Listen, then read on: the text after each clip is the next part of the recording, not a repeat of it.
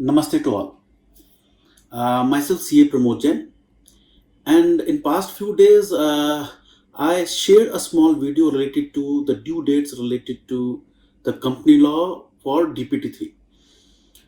I am receiving several queries regarding various due dates under the Companies Act, under the Income Tax Act also, which is due to the COVID-19. Related to that, the government had issued an ordinance, the Taxation and Other Laws Relaxation of Certain Provisions Ordinance 2020 on 31st March 2020. Therein what they had stated was that there were 8 acts under which various due dates were there for issuing of any notice, for issuing of any notice, for passing of any order, for any intimation, for sanction, approval, filing of appeal, furnishing of return, report, document, statement. All that was made that where the time limit was filing all these was between the due date of 20th March 2020 to 29th June 2020. They could make the compliance by 30th June 2020. In the said ordinance itself, they had stated that these dates of 29th June and 30th June can be extended. So what happened that these dates of 29th June and 30th June have been extended by a notification which is dated 24th June 2020. And unless otherwise specified, the due dates of 29th June is now 31st December and 30th June is now 31st March 2020. I have shared all this through during various of my presentations I have made in the past few days related to the latest changes in income tax. But I thought that let me share with this in a small video for the benefit of all, because I am still receiving so many questions. Now, what is the time limit for all these 8 acts, for all the compliances which I have said? Any compliance which is falling between 20th March 2020 to 31st December 2020, the time limit for their compliance is, as per the notification, is 31st March 2021. Other than the specified provisions for the income tax, I'm talking about the notification, not the press release. And in that notification, they have prescribed for the income tax certain committed timelines. For example, the income tax returns for the assessment year 1920, that is year ending March 19, which was originally due, the original as well as the revised return could have been filed by 31st March 2020, which was extended by this ordinance to 30th June 2020. Through this notification, it has been extended not to 31st March 21 but to 31st July 2020.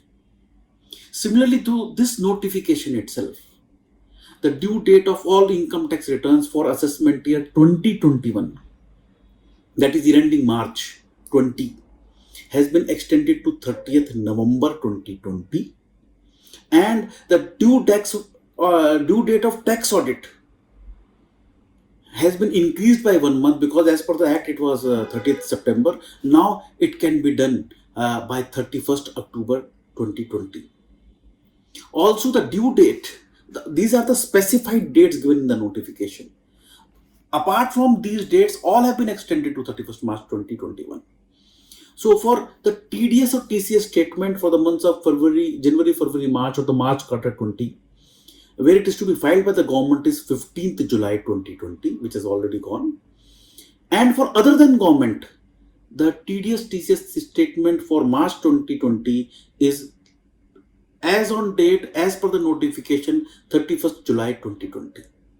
So what will happen, because after March 20, the further TDS TCS returns statements are due for June quarter, September quarter and December quarter. So as per the notification, unless and otherwise it is amended, for the June 2020 quarter, it is now, the due date is 31st March 2021. For 30th September 20 for September 30th September 2020 quarter, the due date is again 31st March 2021. But for December 2020 ending, the due date is not 31st March 2021, it is 31st January 2021. This is the outcome of that notification which has been issued by the CBDT. Now the notification also says that the due date for downloading the TDS certificate under section 192, that is for the salaries, form 16 for the March 2020, is 15th August 2020. The notification says only about the salaried TDS returns and not about others. So in that case, for what happens for other than salary? For other than salaries, as per notification, it is now 31st March 2021. But in the press statement, press release, it has been said to be 15th August. I would suggest that though the notification always prevails over the press release, but still we should download by 15th August. And we also further note that the due date for deposits to be made under section 54 to 54 GB, which was to be done by whatever the due time is there in the relevant section or due date of filing of YTR, that has been restricted to now 30th or extended to 30th September 2020.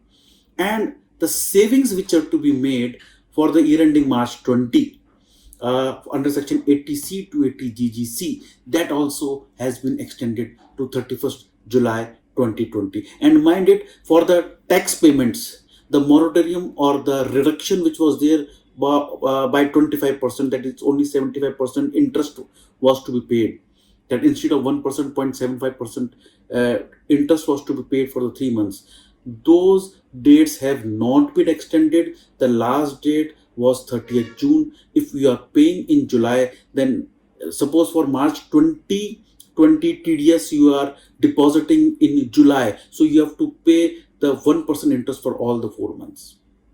Advanced tax date also not extended, because these are payment of tax. These are not compliances, these are payment of tax.